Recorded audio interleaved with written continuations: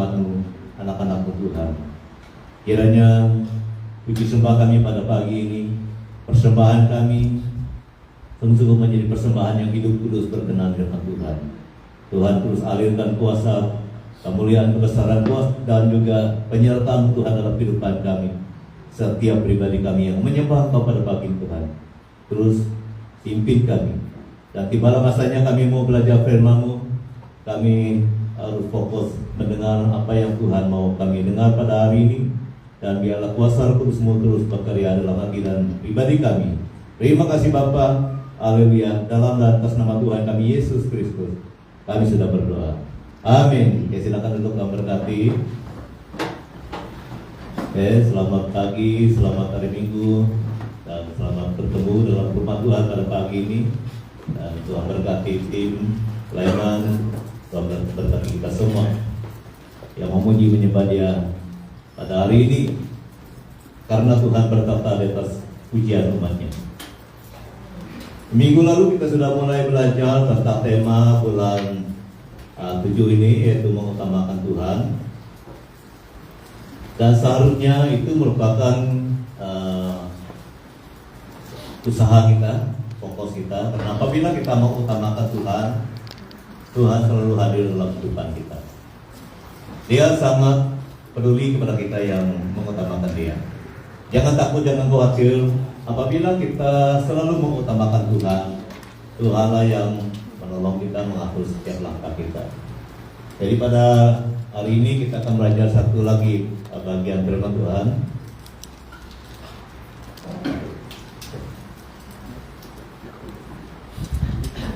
Ini merupakan satu komitmen kita. Orang yang mengutamakan Tuhan, ada beberapa perkara yang terjadi dalam kehidupannya. Suka berdoa, suka baca firman Tuhan, menyembah Tuhan, dan suka terlibat dalam pelayanan. Ciri-ciri seperti ini memang selalu ada. Kita boleh uji diri kita sendiri apabila kita suka berdoa, suka baca firman Tuhan, suka menyembah Tuhan, suka melayani Tuhan. Karena melayani Tuhan ini bukan di gereja, melayani Tuhan ini di mana-mana. Di tempat kamu berada, kamu boleh menyaksikan kasih Tuhan, kebaikan Tuhan di tempat kamu kerja, itu melayani Tuhan. Jangan salah fokus karena melayani Tuhan itu mungkin di gereja saja, tidak, saudara. Melayani Tuhan ini di mana kita berada, di sana kita melayani Tuhan. Amin. Jadi itu adalah tanda-tanda kita mengutamakan Tuhan. Kita promosikan Tuhan. Seperti mana kamu yang ada menjadi agen ini, agen apakah ada yang agen minyak wangi, kamu berusaha mempromosikan apa yang kamu kenal. Kalau mereka bapak-bapak nih, mereka mempromosikan jam tangan lah, mempromosikan baju batik lah, dan sebagainya. Jadi apabila kita tahu itu adalah satu hal yang baik, kita mau mempromosi.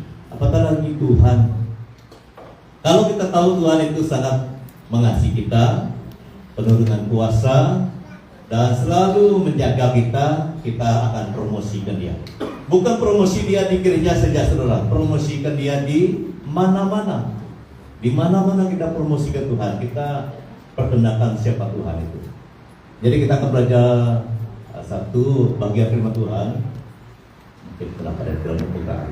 Oke, betul. Oke.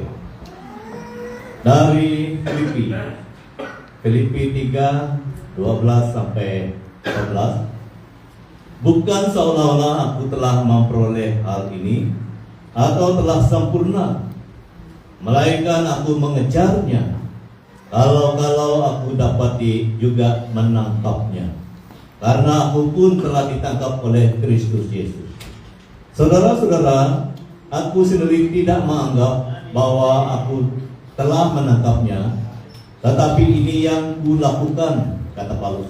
Aku melupakan apa yang telah di belakangku dan mengarahkan diri kepada apa yang di hadapanku, dan berlari-lari kepada tujuan untuk memperoleh hadiah, yaitu panggilan surgawi dari Allah dalam Kristus Yesus. Jadi Bapak Ibu, ini merupakan pengakuan Rasul Paulus. Pengakuan Rasul Paulus. Tuhan memberi dia peluang kedua. Karena kita semua tahu bahwa Rasul Paulus itu jahat seperti kita juga dulu. Tetapi Tuhan telah memperkenalkan dirinya kepada dia secara pribadi waktu dia dalam perjalanan ke Damsyik. Dan setelah Paulus mengenal Tuhan, menyembah Tuhan dan mau melayani Tuhan, itu peluang yang kedua. Semua kita sedang di dalam peluang yang kedua itu, termasuk saya. Karena dulunya kita tidak mau percaya kepada Tuhan. Dulunya kita tidak mau berdoa kepada Tuhan. Dulunya kita sama, saya termasuk saya sendiri. Tetapi apabila kita sudah mengakui Dia sebagai Tuhan dan Juru Selamat kita masuk ke dalam peluang yang kedua. Kesempatan yang Tuhan berikan. Jadi Bapak Ibu saudara-saudari, sementara kita menjalani hidup yang diberi Tuhan ini, kesempatan yang Tuhan berikan ini, kita harus gunakan dengan sebaik mungkin. Jadi dalam message hari ini sangat penting kita belajar dari hamba Tuhan yang bernama Rasul Paulus, bagaimana dia menjalani kehidupannya mengutamakan Tuhan. Jadi tema kita pada hari ini adalah fokus pada Tuhan.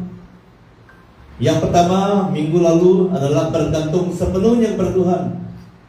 Dan yang kedua fokus, lebih teliti lagi, lebih mau mengarah semakin dekat kepada Tuhan.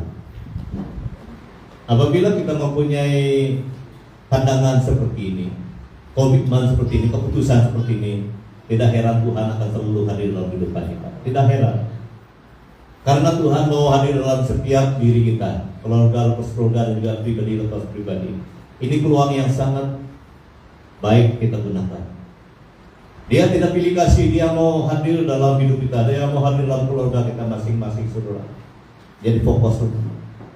Jangan kita lihat ke tempat lain. Kita harus melihat siapa Tuhan kita, apa yang Tuhan kita mau, apa yang dikehendaki oleh Tuhan kita, itu artinya fokus saudara. Walaupun dalam kehidupan kita banyak godaan, banyak pencobaan, banyak kesusahan, tapi tetap fokus. Kita sama-sama fokus kepada Tuhan. Yang pertama, bagaimana kita membuktikan bahwa kita fokus kepada Tuhan? Kita fokus mengenal Dia. Karena mengenal Tuhan ini tidak cukup, selalu saya katakan tidak cukup 10 tahun, 20 tahun. Selama kita hidup, kita harus terus berusaha mengenal Tuhan. Amin. Selama kita hidup, apabila kita masih hidup, kita harus berusaha mengenal Dia. Jangan bosan. Jangan bosan belajar firman Tuhan. Jangan bosan mencari Tuhan. Jangan bosan menyembah Tuhan. Dalam kehidupan kita yang usaha berdoa, baca firman Tuhan, menyembah Dia, dari sanalah Tuhan terus memperkenalkan isi hatinya kepada kita semua. Bukan seolah-olah aku telah memperoleh hal ini atau telah sempurna, kata Paulus. Melainkan aku mengejarnya. Karena mengejar ini tidak berhenti saudara. Kalau aku dapat juga menangkapnya, karena aku pun telah ditangkap oleh Kristus Yesus. Ini gambaran dalam kehidupan kita yang tidak pernah bosan mengenal Tuhan kita. Berapa kali pun kita pergi seminar, pergi sekolah hijau dan sebagainya, tidak cukup saudara. Perlu ada kerendahan hati, terus mengenal Dia. Perlu rendah hati. Kami sebagai hamba Tuhan ini perlu belajar terus rendah hati, supaya Tuhan terus memperkenalkan siapa Dia, apa firman-Nya untuk kami dan untuk kita semua. Jadi ini penting. Apabila kita mempunyai fokus untuk terus mengenal Tuhan dalam kehidupan kita, Tuhan akan terus memperkenalkan. Siapa yang untung? Kita yang untung saudara. Kita yang untung. Karena ini perlu kita lihat standar ini. Tuhan itu Maha kuasa, maha ada, sempurna. Kita manusia yang terbatas bro. Jadi jangan lupa kita ini terbatas. Apabila kita sadar kita adalah seorang manusia yang terbatas, untuk mengenal Tuhan yang sempurna itu seumur hidup kita pun tidak cukup. Tapi sedikit demi sedikit kita akan kenal. Selama kita hidup kita harus kenal. Selama kita hidup, jangan lupa, selama kita hidup kita harus berusaha mengenal. Bukan seolah-olah aku telah memperoleh hal ini atau telah sempurna. Paulus sendiri katakan dia tidak sempurna saudara. Berusaha terus. Jadi ini sikap yang perlu ada dalam hati kita. Sikap yang perlu ada dalam pikiran kita, supaya kita tidak pernah bosan baca firman Tuhan. Saya tidak perlu tanya siapa yang sudah saya baca firman Tuhan dari Kejadian sampai Wahyu. Tidak perlulah. Itu urusan kamu dengan Tuhan. Tapi yang penting baca firman Tuhan. Baca firman Tuhan. Sekarang jarang kita lihat orang yang buta huruf. Saya punya mak memang orang yang buta huruf. Saya lihat waktu saya punya mak tuh pernah pergi sekolah orang dewasa itu di kampung dulu lah. Karena dia betul-betul memang tidak sekolah. Ada juga yang datang menolong mereka yang buta huruf tuh di kampung dulu kan. Bau. Kalau orang pernah tertanya kau kata dia. Ada penyambungan dia dong. Kalau orang kita punya saudara yang sebelah sana. Jadi sebenarnya mak pernah ikut sekolah dewasa. Jadi kalau kita sudah tahu ABC, terus baca firman Tuhan. Jangan bosan. Kita yang untung. Tidak semestinya kita baca bahasa Ibrani Yunani itu baru kita paham firman Tuhan. Tidak, saudara. Bahasa Inggris, kalau kamu pandai bahasa Inggris baca. Kalau kamu pandai bahasa Indonesia baca. Tuhan boleh memperkenalkan dirinya dalam semua terjemahan. Amin. Dalam semua terjemahan itu boleh Tuhan nyatakan apa isi hati firman-Nya. Jadi kalau kita melihat gambaran itu memang itu satu teladan Yesus merendahkan dirinya menjadi hamba kepada murid-murid. Rendah hati. Kita harus menjadi jemaat yang rendah hati. Apabila kita adalah seorang jemaat, siapapun kita yang rendah hati, yang dari atas itu akan turun. Ini satu gambaran yang seluruh orang pakai. Berkat itu dari atas. Kalau kita rendah, memang dia masuk. Kalau kita tinggi, bagaimana yang tinggi itu mau terima yang dari atas itu. Jangan kita sombong. Berapa lama pun kita sudah menjadi orang Kristen, terus rendah hati. Seperti Paulus katakan, bukan aku sudah sempurna, kata Paulus, tapi aku berusaha. Tengah kau hitam. Kita perlu menjadi orang Kristen yang setia, mau terus belajar siapa Tuhan itu. Yang kedua, dia katakan, melainkan aku mengejarnya kalau aku dapat menangkapnya. Ini bahasa gambaran. Mengejar itu merupakan satu usaha yang terus berjalan. Jadi selagi kita berada dalam naungan gereja BMK Kurniawan, bersatulah kita terus mengenal Tuhan, terus melayani Tuhan, terus menjadi alat Tuhan. Jangan bosan, jangan berhenti. Jangan katakan, oh saya sudah tidak tahan lagi. Jangan. Kita masih diberi kehidupan. Kalau Tuhan masih memberi hidup, masih memberikan kesehatan, kekuatan, teruskan mengenal Dia dan teruskan buat apa yang dapat kita lakukan. Karena itu adalah fokus kita mengenal Tuhan. Apabila kita kenal Dia, kita terus memuliakan nama Dia melalui kehidupan kita. Yang ketiga, karena aku pun telah ditangkap. Kita semua sudah ditangkap oleh Tuhan. Dulu kita tidak mau berdoa, dulu kita tidak mau masuk gereja, dulu kita tidak mau melayani Tuhan. Tetapi Tuhan sudah menangkap kita dengan caranya sendiri. Jadi cara Tuhan menangkap setiap pribadi kita mungkin tidak sama. Memang tidak sama. Ada yang ditangkap Tuhan tahun 80-an. Artinya Tuhan memperkenalkan diri kepada kita. Tuhan mau memberi kita peluang kedua ini. Dan apabila kita sudah ditangkap oleh Tuhan, kita harus sungguh-sungguh. Jangan lalai. Itulah sebabnya kalau kita lelah, berhenti sekejap ataupun rehat sekejap, terus lagi. Tuhan tahu kita ada masa kita lelah, tapi jangan terus berhenti. Jangan terus tidak mau.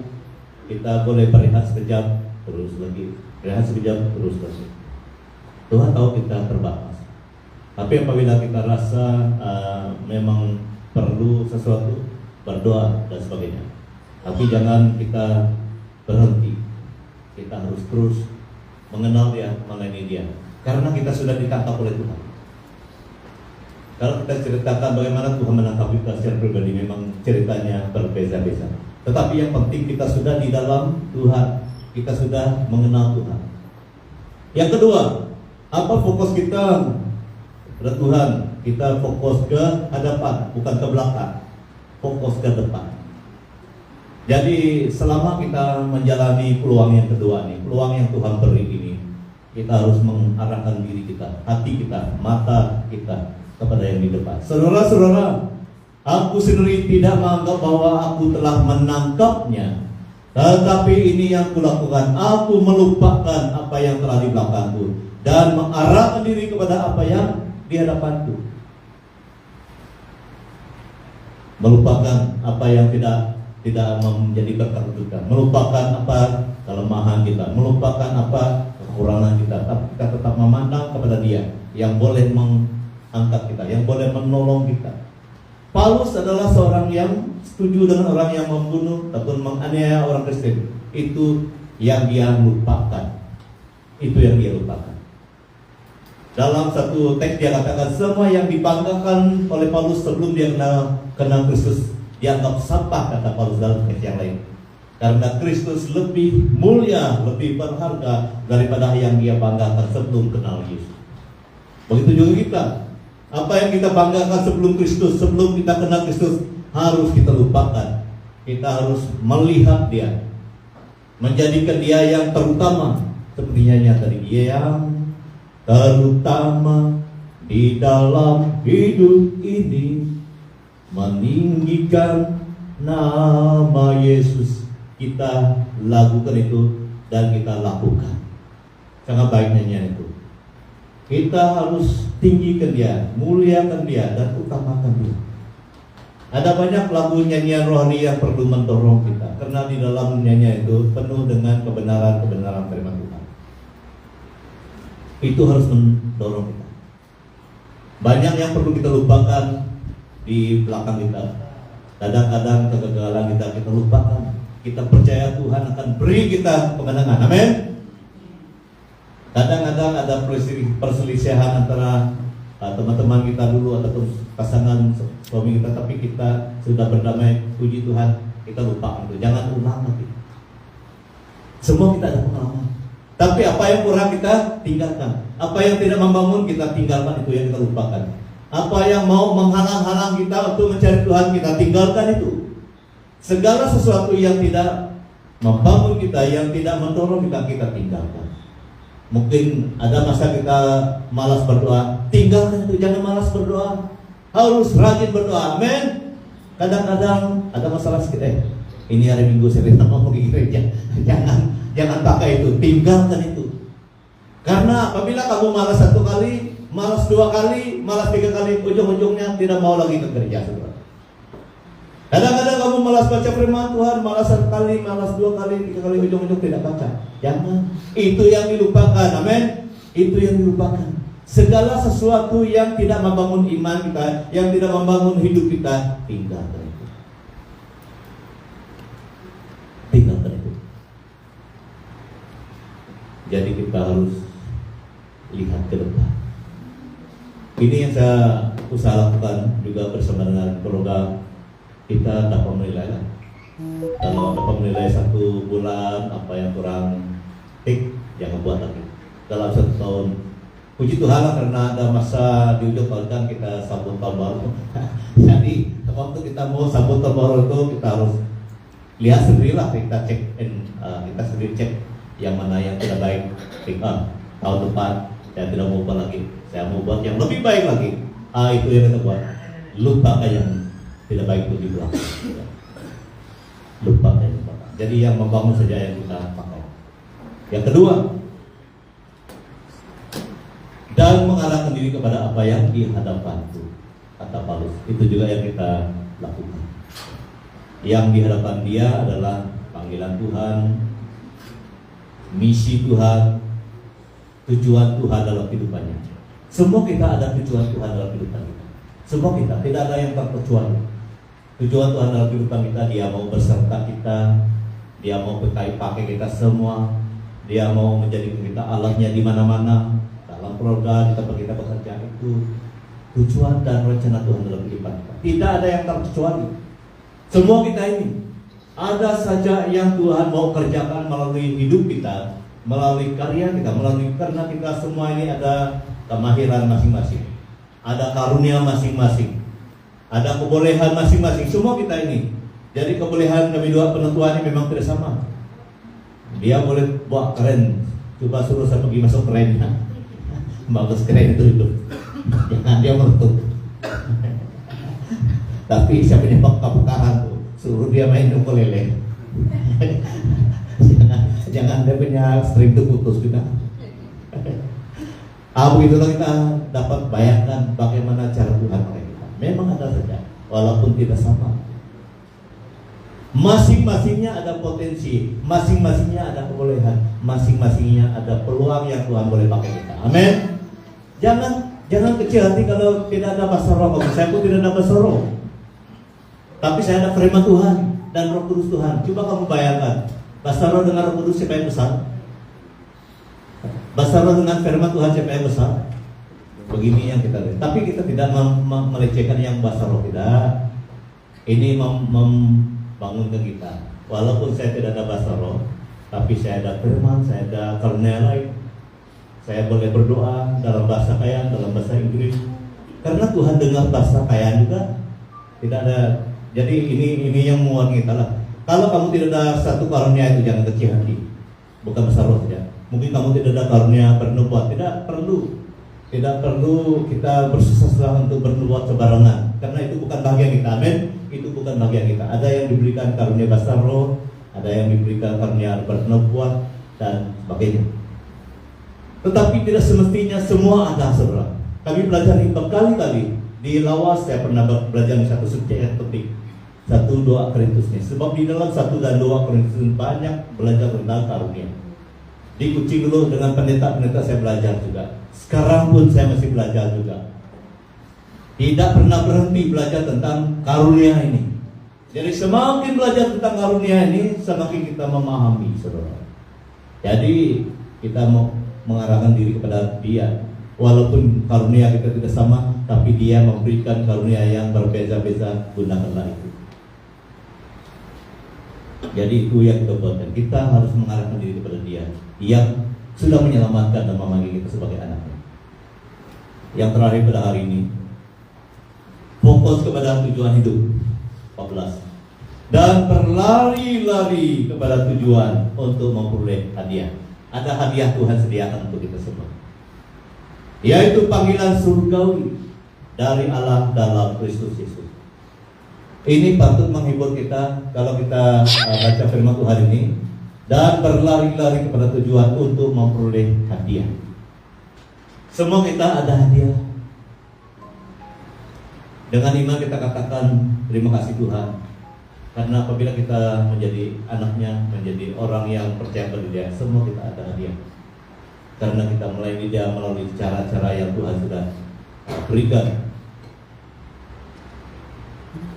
Berlari-lari. Fokus kita adalah tujuan hidup dan berlari-lari kepada tujuan untuk memperoleh hadiah. Jadi apapun yang ada dalam kehidupan kita pada hari ini, kuasakilah dengan apa yang ada. Tetapi jangan mengikatkan hati kita dengan apa yang di bumi ini, saudara. Kita harus fokus pada hadiah yang Tuhan sediakan. Kalau hati kita melekat kepada apa yang di dunia ini, kita tidak akan mau meninggalkan apa yang kita miliki. Mungkin kamu sudah mempunyai rumah yang begitu mega, begitu besar, tetapi jangan mengikatkan hatimu kepada itu. Hadiah yang Tuhan sediakan itu lebih besar daripada yang kita miliki di dunia ini. Amin. Yang kita miliki di bumi ini adalah sementara. Jadi mari kita set pikiran kita, set hati kita seperti itu, dan berlari-lari kepada tujuan untuk memperoleh hadiah. Jadi bila-bila Tuhan akan bawa kita pulang ke kerjaannya untuk melihat hadiah itu. Oleh itu fokus kepada tujuan hidup itu perlu jelas. Saya mau tanya kepada kamu satu persatu, tapi tidak perlu kamu jawab. Apa fokus sebenarnya tujuan hidupmu sebagai orang Kristen? Kalau fokus hidupmu hanya mau terima berkat saja, nanti kamu tidak mau balik kepada Tuhan. Karena fokus hidupmu mau terima berkat. Harap bulan depan terima lebih banyak lagi, supaya saya boleh beli yang lebih besar lagi. Memang kita perlu berkat sementara kita hidup, tapi itu bukan tujuan hidup kita. Amin. Itu bukan tujuan hidup kita. Kita harus sadar bahwa hidup kita di bumi ini sementara. Dan kita perlu sadar bahwa kita mempunyai hadiah yang perlu kita terima dari Tuhan. Apabila hati kita mempunyai iman seperti itu, pikiran kita mempunyai iman seperti itu, kita tidak akan takut untuk meninggalkan dia. Jadi soalan yang kedua, apakah kamu bersedia dipanggil Tuhan bila-bila masa? Ini soalan yang sangat perlu kita ingatlah. Jadi kalau kita tahu bahwa hadiah ada pada Tuhan dan kita tidak pernah takut, karena bila-bila saja Tuhan boleh panggil. Ada seorang pastor dulu, mungkin saya tidak perlu sebut nama dia. Dia meninggal dunia waktu dia melayani. Ini di Barat. Berapa tahun ini sudah berlalu? Bukan 1-2 tahun. Ada mungkin lebih 10 tahun dulu. Dia sedang melayani. Mungkin dia PPK waktu itu. Waktu itu saya di Lawaska ataupun Bumenang. Tapi dengar dia sudah dipanggil Tuhan. Ini orang kita dari Barat, sedang melayani Tuhan. Kalau tidak silap saya dia pimpin. Dan sesudah dipimpin duduk dan terus saya dengar begitu. Jadi itu saya katakan soalan yang kedua ini pun perlu. Apabila kita percaya ada hadiah daripada Tuhan, kita tidak takut untuk dipanggil Tuhan bila Tuhan. Karena pangkat dan juga jawatan kita dan umur kita tidak menghalang kalau masa itu adalah masa Tuhan bawa kita pulang. Jadi kita harus uji apa sebenarnya tujuan hidup saya dalam hati kita. Apakah saya berlari-lari kepada tujuan untuk memperoleh hadiah? Saya secara pribadi, walaupun nanti anak-anak kami kerja, ada rumah pun, hati saya tidak akan melekat pada rumah itu. Hati saya tetap melekat kepada firman ini. Berlari-lari kepada tujuan. Kami selalu latih anak kami, kalau kamu kerja nanti jangan lupa berkat ataupun beri berkat kepada pelayanan Tuhan. Karena Tuhan yang membesarkan kamu, Tuhan yang memberi kamu peluang. Kalau kamu kerja nanti asingkan persepuluhan kamu. Dari sekarang sebelum kerja pun mereka sudah beri persepuluhan.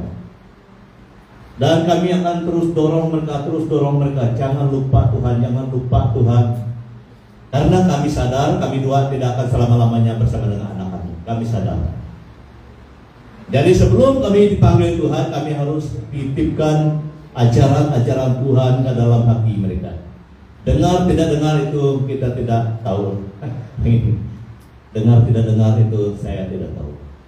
Tapi tanggung jawab sebagai ibu bapak kami sudah lakukan dari mereka kecil sampai sekarang. Tetapi visi kami untuk anak-anak kami tekankan, kalau kamu sudah kerja, jangan lupa Tuhan. Beri yang terbaik kepada Tuhan. Karena Tuhan yang memberi hidup kepada kamu, Tuhan yang memberi peluang kepada kamu pergi sekolah sana, pergi sekolah sini. Tuhan yang akan buka jalan supaya kamu ada kerja lain kali. Kalau kamu kerja, jangan kamu tidak pergi ke gereja, beri persembahan. Kami sudah persiapkan diri mereka sebelum mereka kerja pun kami sudah latih mereka harus beri yang terbaik kepada Tuhan. Karena tujuan hidup kita adalah mendapat sesuatu yang istimewa daripada Tuhan. Saya dan Magre sebagai ibu bapak berusaha menjalankan tanggung jawab yang sebaik mungkin. Karena kami tidak mau anak kami lupa Tuhan. Kami tidak mau anak kami lupa Tuhan. Kami mau supaya anak-anak kami mempunyai visi yang sama ataupun mimpi yang sama, berlari-lari kepada tujuan untuk memperoleh hadiah. Walaupun mereka tidak pasta dan sebagainya, tapi kami mau mereka mengutamakan Tuhan. Kami mau mereka mengutamakan Tuhan. Fokus kita pada tujuan itu adalah panggilan surgawi kepada Allah dan dalam Kristus. Perlu ada kita mengetahui panggilan surgawi. Panggilan surgawi itu adalah Tuhan mau kita menjadi terang dan garam bagi dunia. Tuhan mau kita menjadi alatnya, saksinya, menjadi saluran berkat. Tidak semestinya kita semua jadi pasca baru kita boleh menjadi terang dan garam dunia. Tidak, saudara. Sudah saya katakan tadi, di mana-mana kita boleh menjadi saksi Tuhan. Jadi panggilan surgawi dalam Kristus itu masing-masingnya ada. Yang penting kamu kenal firman, kamu berserah pada Roh Kudus Tuhan. Roh Kudus dan terang firman Tuhan akan pimpin kamu apa yang perlu kamu lakukan. Semua kita ada panggilan surgawi. Itulah kita ada yang majelis gereja, IDK pelayanan, ada juga yang berdoa sekolah dan sebagainya, guru sekolah minggu dan sebagainya. Tapi yang penting semua orang Kristen bersaksi di mana-mana. Bersaksi terus sampai Tuhan datang. Itu panggilan kita. Bersaksi terus sampai Tuhan datang. Bukan pastor yang bersaksi.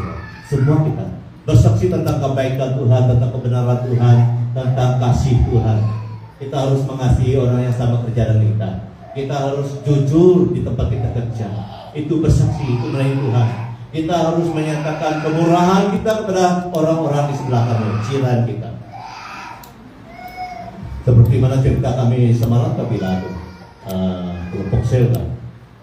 Ini di sekolah ini pun ada pergaduhan karena binatang peliharaan itu mencemarkan tempatnya. Itu pun boleh mengganggu fokus kita pada panggilan. Jadi kalau kita berjiran dengan siapapun, pastikan kita mengasihi jiran kita. Pastikan kita menyatakan siapa Tuhan kita. Yang kami ceritakan dengan mereka itu adalah sekolahnya itu patut juga begitu. Itu orang yang melayani pun boleh bergaduh karena tidak bertolak. Itu pengalaman lama. Jadi pengalaman lama itu saya ingat tidak patut hamba Tuhan bergaduh. Patutlah dalam firman Tuhan katakan tidak boleh hamba Tuhan bergaduh. Karena kita perlu penuh dengan Roh Kudus, dengan firman Tuhan. Jadi kita sebagai anggota gereja BMKC Kurnia, kita perlu mengenal apa tujuan, apa panggilan Tuhan dalam kehidupan kita. Yang jelas Tuhan mau menyatakan kasih-Nya kepada semua orang. Tuhan mau menyatakan kebaikannya kepada semua orang. Tuhan mau menyatakan siapa Tuhan melalui kehidupan kita. Jadi itu yang kita belajar hari ini. Kita perlu ada fokus kepada Tuhan. Ada fokus kepada Tuhan. Itu artinya kita mengutamakan Tuhan. Kita tetap fokus kepada Dia. Fokus mengenal Kristus. Fokus kepada kehadapan. Fokus kepada tujuan hidup. Mari kita berdoa. Tuhan, tema yang kedua yang hamba bawakan untuk membawa kami mengutamakan Engkau dalam kehidupan ini. Kami harus fokus kepada Engkau Tuhan. Engkau sudah menyelamatkan kami. Engkau sudah menyatakan kebaikan-Mu dalam kehidupan kami sampai hari ini. Engkau telah menjaga kami siang dan malam. Seperti mana nyanyian waktu orang Israel keluar, tiang awan menjaga mereka di siang hari, tiang api menjaga mereka di malam hari. Sampai hari ini kuasa-Mu menjaga kami siang dan malam. Terpujilah nama-Mu Bapa. Biarlah hati kami fokus kepada Engkau. Dan singkirkan kekhawatiran, singkirkan hal-hal duniawi, singkirkan hal-hal yang membuat kami tidak fokus kepada Engkau Tuhan. Berkati kami semua. Haleluya. Terima kasih, berkati kami, berkati keluarga kami, berkati perjalanan hidup kami. Dalam dan atas nama Tuhan kami Yesus Kristus kami sudah berdoa. Amin. Oke, saya kembalikan kepada hambanya untuk membawa berita sidang dan juga doa.